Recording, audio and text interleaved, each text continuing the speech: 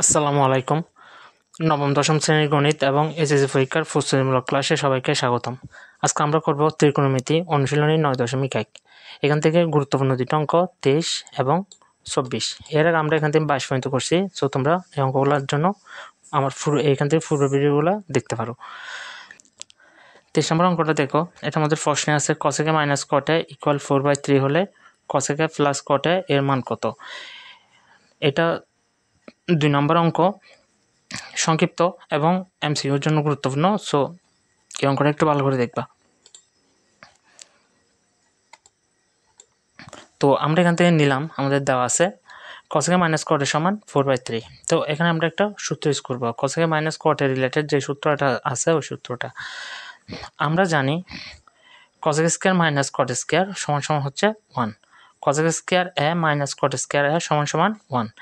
এই সূত্রটা আমরা এখানে নিলাম। এখন এখানে যদি আমরা এটাকে যদি আরেকটু যদি মডিফাই করি, মানে একটা সূত্রের মধ্যে ফেলি, এ স্কোয়ার মাইনাস বি স্কোয়ার সূত্রের মধ্যে রাখি, তাহলে এটা হবে আমাদের এ প্লাস বি ইন্টু এ মাইনাস বি। কারণ এ স্কোয়ার মাইনাস বি স্কোয়ার সূত্র হচ্ছে এ প্লাস বি ইন্টু এ মাইনাস বি।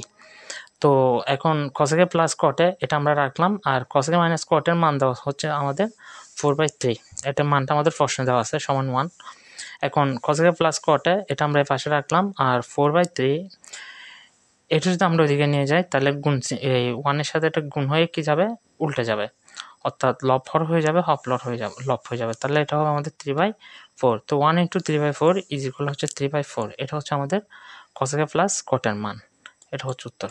ওকে, 24 নম্বর প্রশ্নটা যদি আমরা দেখি, এটা আমাদের ছিল দেওয়া আছে এখানে কটে সমান b/a হলে a sin a minus B cos a by a sin a plus B cos a এর মানটা বের করতে বলছে। তাহলে করি এটা আমরা।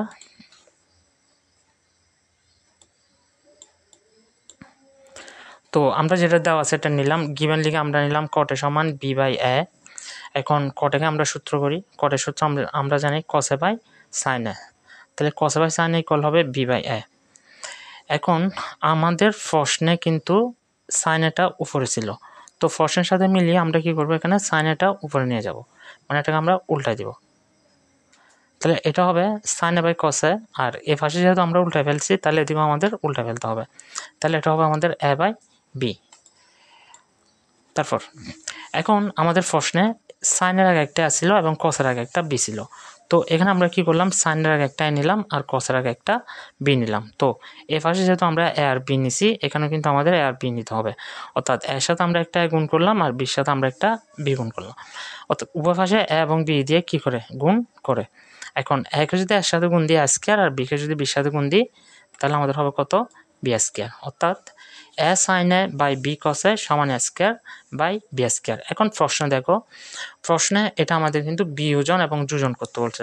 তো বিয়োজন যোজন করে এটা আমরা প্রথম লবটা আমাদের দুই পাশে লিখতে হবে, উপরেরটা এক সাইন এ সাইন এ লিখলাম, তারপর বিয়োগ হর বি কস এ প্লাস বি কস এ।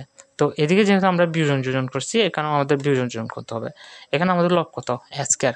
এ স্কোয়ারটা আমরা প্রথমে দুই পাশে রাখলাম, বিয়োগ বি স্কোয়ার, আর এখানে নিচে হবে প্লাস বি স্কোয়ার। এটা হচ্ছে আমাদের উত্তর।